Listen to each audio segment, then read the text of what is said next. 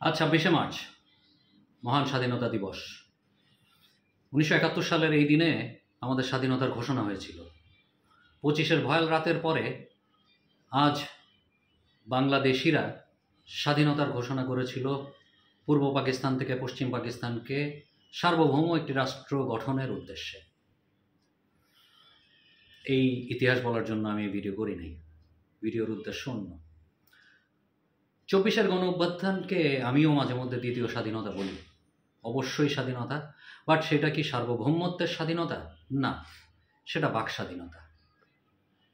তো বাক স্বাধীনতাও এক ধরনের স্বাধীনতা। গত ১৫ বছর আমরা অনেকেই সাহস করে কিছুই বলতে পারি নাই। দু একজন যাও বলেছে, তাদেরকে যেতে হয়েছে আয়না ঘরে, না হলে দেশ ত্যাগ করতে হয়েছে। বাক স্বাধীনতা অবশ্যই পেয়েছি, কিন্তু বক্তব্য হচ্ছে এই বাক স্বাধীনতার সাথে কি আমাদের সার্বভৌমত্বের জন্য যে স্বাধীনতার লড়াই ছিল তাকে একত্র করে ফেলা যাবে?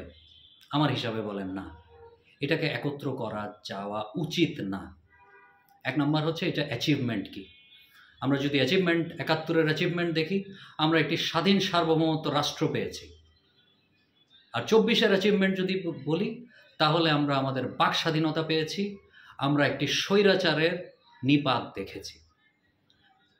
নাও এইটাকে যদি সমপর্যায়ে রাখা হয়, যা কিছু কিছু রাজনৈতিক দল এটার পক্ষে, আবার কিছু কিছু রাজনৈতিক দল এটার বিপক্ষে, আমি এটার বিপক্ষে। এর কারণটা আমি বলি। আমি তাদের ইমোশনে, যারা এটার পক্ষে, তাদের ইমোশনকে ছোট করে দেখছি না। ৭১-এর যেই স্বাধীনতা, ওইটার সমপর্যায়ে তারা এটা বলতে চাচ্ছে, তাদের ইমোশনকে আমি ছোট করে দেখছি না। কিন্তু তাদের একটা টেকনিক্যাল প্রবলেম আছে।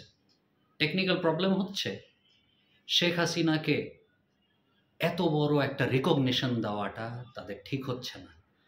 তারা এটাকে ৭১-এর সমপর্যায়ে করে যেই বড় মিস্টেকটা করতে যাচ্ছে, তা হচ্ছে শেখ হাসিনার মতো এত জঘন্য একজন